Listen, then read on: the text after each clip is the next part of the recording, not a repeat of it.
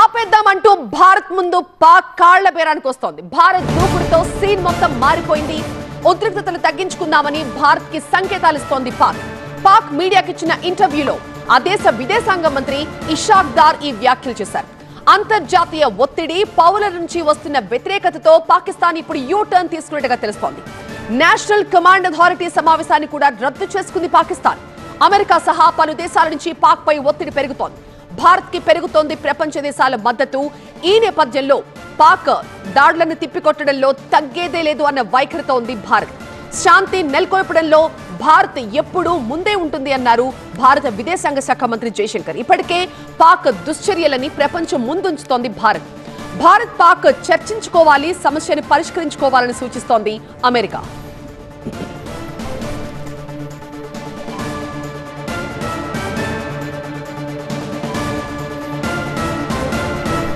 మా ప్రతినిధి ప్రభాకర్ ప్రస్తుతం లైవ్ లో జాయిన్ అవుతున్నారు మరింత సమాచారంతో. ప్రభాకర్, పాకిస్తాన్ పని అయిపోయినట్టేనా? అప్పుడే కాళ్ల బేరానికి వస్తున్నట్టుగా తెలుస్తోంది. ఆ దేశ విదేశాంగ మంత్రి చేసిన వ్యాఖ్యలు చూస్తుంటే ఏం జరగబోతుంది అనుకోవచ్చు? భారత్ ముందుగా 100 కిలోమీటర్ల మ్యాక్సిమం రేంజ్లో ఫైర్ చేసినప్పుడు అనుకుంది అసలు మమ్మల్ని టచ్ చేయలేదు, కేవలం ఇక్కడ వరకే పరిమితం అనుకుంది. కానీ ఎప్పుడైతే భారత్ బాలిస్టిక్ మిసైల్స్తో ఈరోజు ప్రధాన నగరాల్లో దాడి చేసిందో, 4 నగరాలు, దాంట్లో including capital city of Pakistan ఇస్లామాబాద్తో కూడిన 4 నగరాలు, 4 ఎయిర్ బేస్ల మీద దాడి చేసిందో అప్పుడే అర్థమైపోయింది పాక్ ఇక మా కథ ముగిసింది అన్నట్టు. దానిలో భాగంగానే ముందుగా ట్రంప్తో మాట్లాడడానికి ఒక ప్రయత్నం చేశారు. షహబాజ్ షరీఫ్ పాకిస్తాన్ ప్రధానమంత్రి మాట్లాడడానికి ట్రై చేశారు, కాకపోతే అది కూడా కుదరలేదు. దాని తర్వాత నేషనల్ కమాండ్ అథారిటీ మీటింగ్ ఉంటుంది అని అడావిడి చేశారు. అంటే ఇది ఒక అణు విధ్వంసానికి సంబంధించి చర్చలకు సంబంధించిన మీటింగ్గా దీన్ని అనుకున్నారు, కాకపోతే దాన్ని కూడా రద్దు చేసుకున్నామని చెప్పారు. దాని తర్వాత పాక్కు సంబంధించిన విదేశాంగ శాఖ మంత్రి ఇషాక్ దార్ ఒక కీలకమైన ప్రకటన చేశారు. పాక్ మీడియాతో మాట్లాడారు.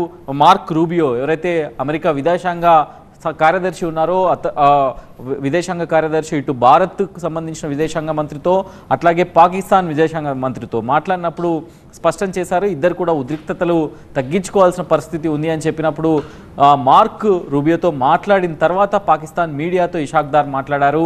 ఇషాక్ దార్ మాట్లాడుతూ భారత్ కనుక వెనక్కి వస్తే, భారత్ కనుక తగ్గితే మేము ఉద్రిక్తతలను తగ్గించుకోవడానికి రెడీగా ఉన్నాము, మేము ఆపేయడానికి రెడీగా ఉన్నామంటూ చెప్పారు. దీనికి చాలా సింపుల్ రీజన్ మనకు కనిపిస్తుంది. ఎందుకంటే మార్నింగ్ నుంచి కూడా పాకిస్తాన్కు సీన్ అర్థమైపోయింది. ఆల్రెడీ పాకిస్తాన్ ఎయిర్ బేస్ అంతా క్లోజ్ అయిపోయింది, పాకిస్తాన్ ఎయిర్ స్పేస్ అంతా క్లోజ్ అయిపోయింది, ఎయిర్పోర్ట్లన్నీ క్లోజ్ అయిపోయాయి.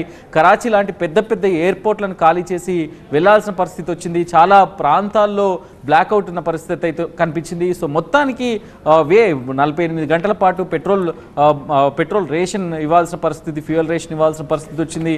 సో ఇవన్నిటి నేపథ్యంలోనే అన్నిటికీ మించి ఒక దేశం ఏదైనా ఒక స్టెప్ తీసుకోవాలి అంటే ఆ దేశ పౌరుల మద్దతు చాలా అవసరం.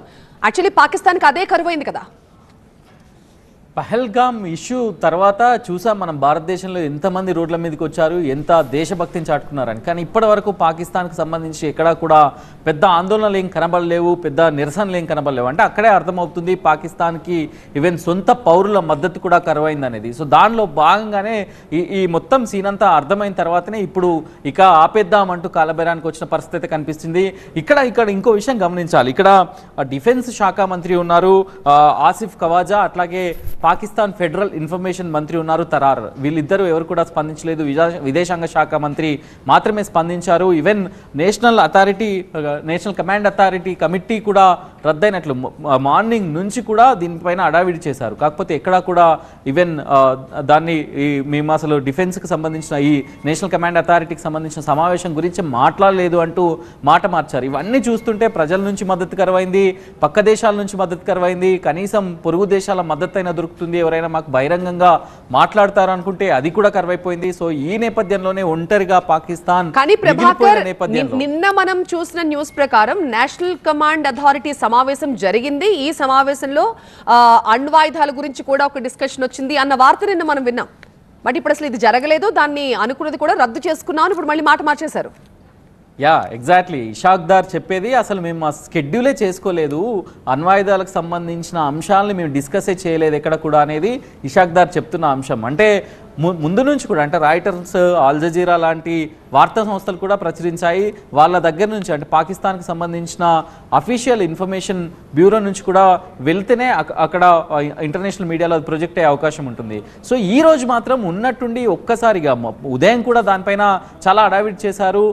నేషనల్ కమాండ్ అథారిటీ సమావేశం జరుగుతుంది, అణ్వాయుధాల గురించి చర్చ జరుగుతుంది, అణ్వాయుధాలకు సంబంధించిన ఒక ప్రోగ్రెస్ ఉంటుంది, దానికి సంబంధించిన ప్రకటన ఉంటుంది అనేది అయితే ఎక్స్పెక్ట్ చేశారు. కాకపోతే ఉన్నట్టుండిగా ఒక్కసారిగా దీనిపైన అసలు మేము డిస్కషనే చేయలేదు, అది మా స్కెడ్యూల్లోనే లేదు అని మాట మార్చేశారు. దాంతోపాటుగా ఎప్పుడైనా కూడా ఈవెన్ కంపల్సరీగా ఫెడరల్ ఇన్ఫర్మేషన్ మినిస్టర్ ఎవరైతే ఇప్పుడు తరారు ఉన్నారు పాకిస్తాన్లో, సో ఆయన ఈ మొత్తం వ్యవహారం పహల్గామ్ ఇష్యూ అప్పటి నుంచి ఇప్పటిదాకా ఆయన ముందుకొచ్చి మాట్లాడారు. కాకపోతే ఈరోజు సడన్గా డిఫెన్స్ మినిస్టర్ ఒక స్టేట్మెంట్ని ఇచ్చి చేతులు దులుపుకున్నట్టుగానే అర్థమవుతుంది. సో దీని అంతటికీ కూడా కారణం బయట ప్రపంచ దేశాల నుంచి భారత్కు వస్తున్న మద్దతు, అట్లాగే పాకిస్తాన్ ఒంటరవుతున్న పరిస్థితి, ఇదంతా చూసే పాకిస్తాన్ ఈ నిర్ణయానికి కాలభారానికి వచ్చినట్టు తెలుస్తుంది. ఈరోజు అమెరికా రూపంలో ఒక మీడియేషన్ జరిగినట్టుగానే మనం చూడొచ్చు.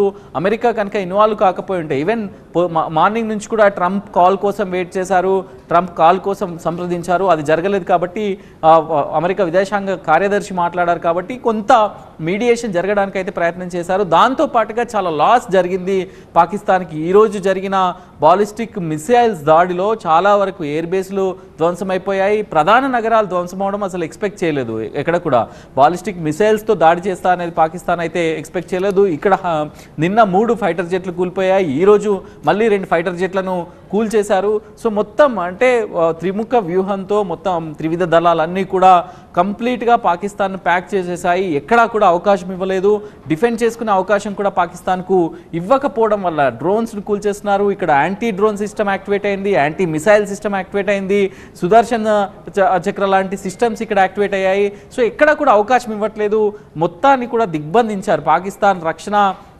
వ్యవస్థను, త్రివిధ వాళ్ళ ఎయిర్ ఫోర్స్ని కంప్లీట్గా, వాళ్ళ మిలిటరీని ఈవెన్ షెల్లింగ్ చేస్తున్నారు తప్ప కేవలం సివిలియన్స్ పైన దాడులు చేస్తున్నారు తప్ప తాము భారతదేశం చేసినట్టుగా, భారత్ చేసినట్టుగా ఎక్కడా కూడా దాడులు చేయడానికి అంత ప్రాపర్ ప్లానింగ్ అంటూ ఏది కూడా లేకుండా ప్రపంచం ముంగట నవ్వుల పాలయ్యారనే చెప్పొచ్చు.